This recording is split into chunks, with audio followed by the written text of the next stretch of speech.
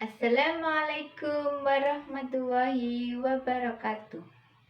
Jumpa lagi dengan Bu Rini. Apa kabar kalian hari ini?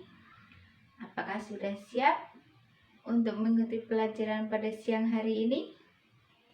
Alhamdulillah.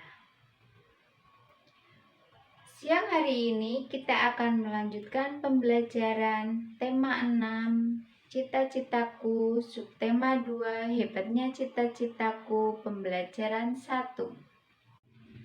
Tujuan dari pembelajaran pada siang hari ini yaitu 1. Dengan mengamati daur hidup makhluk hidup yang berbeda, siswa dapat membandingkan dua daur hidup binatang dengan cermat. 2. Dengan membandingkan siklus makhluk hidup yang berbeda, siswa dapat melaporkan secara tertulis dengan tepat. Tadi pagi kita sudah membahas tentang puisi.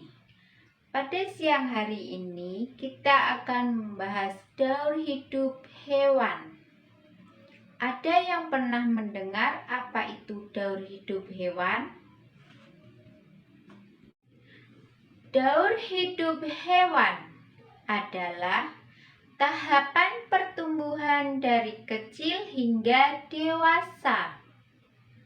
Daur hidup hewan dibagi menjadi dua, yaitu hewan yang mengalami metamorfosis dan hewan yang tidak mengalami metamorfosis.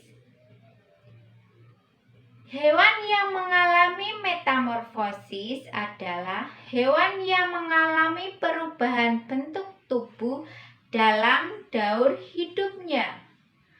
Sedangkan hewan yang tidak mengalami metamorfosis adalah hewan yang tidak mengalami perubahan bentuk dalam daur hidupnya.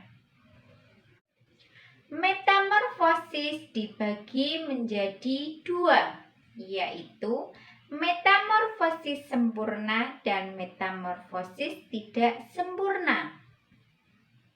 Metamorfosis sempurna adalah metamorfosis yang perkembangan individu makhluk hidup melalui tahapan telur menjadi larva, menjadi pupa atau kepompong, kemudian menjadi imago atau hewan dewasa.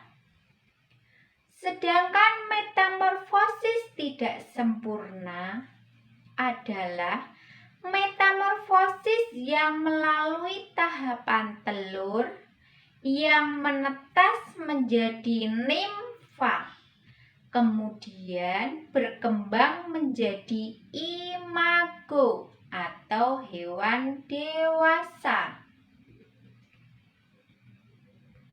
Berikut adalah contoh hewan yang mengalami metamorfosis sempurna dan tidak. Berikut adalah contoh beberapa hewan yang mengalami daur hidup metamorfosis sempurna dan tidak mengalami metamorfosis sempurna. Kalian identifikasi contoh hewan-hewan yang mengalami metamorfosis sempurna dan tidak mengalami metamorfosis sempurna. Berikut ini adalah contoh daur hidup katak. Katak berkembang biak dengan cara bertelur di dalam air. Telur-telur itu akan menetas setelah kurang lebih 10 hari. Telur itu menetas menjadi berudu yang hidup di air. Oleh karenanya, berudu memiliki insang, alat pernapasan untuk bernapas di dalam air, seperti pada ikan. 3 minggu kemudian, insang pada katak akan tertutup oleh kemudian tumbuhlah kaki belakang.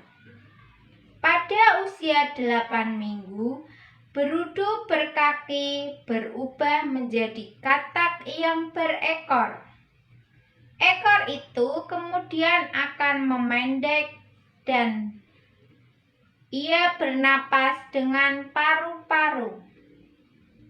Setelah pertumbuhan anggota tubuhnya sempurna, katak akan berubah menjadi katak dewasa. Contoh daur hidup yang kedua adalah daur hidup capung. Di daerah Batang, capung biasanya terkenal dengan nama kedok atau kinjeng. Daur hidup capung sebagai berikut. Capung juga merupakan serangga yang berkembang biak dengan cara bertelur. Sama dengan kecoa, ketika telur capung menetas, ia menjadi capung muda yang disebut dengan nimfa. Setelah kurang lebih mengalami pergantian kulit sebanyak 10 kali, capung berubah menjadi capung dewasa.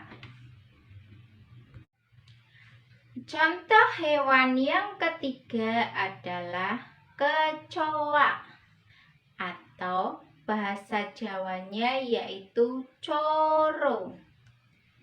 Daur hidup kecoa sebagai berikut.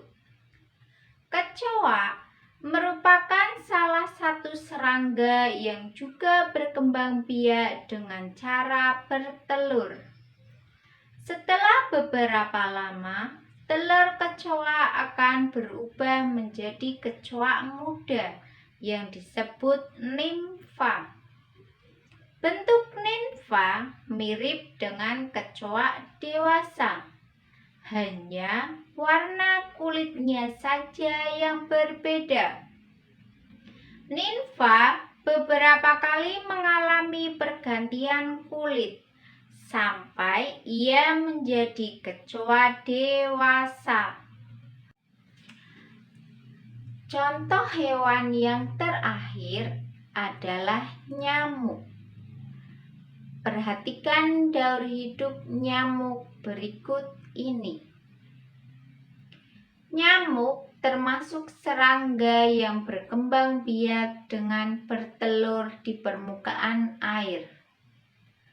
Ketika telur menetas, ia akan berubah menjadi jentik-jentik atau tempayak. Tempayak ini akan hidup dan mendapatkan makanan dari air yang ia tinggali. Setelah cukup umur, tempayak ini akan berubah menjadi pupa. Setelah beberapa waktu, pupa akan berubah menjadi nyamuk muda hingga nyamuk dewasa.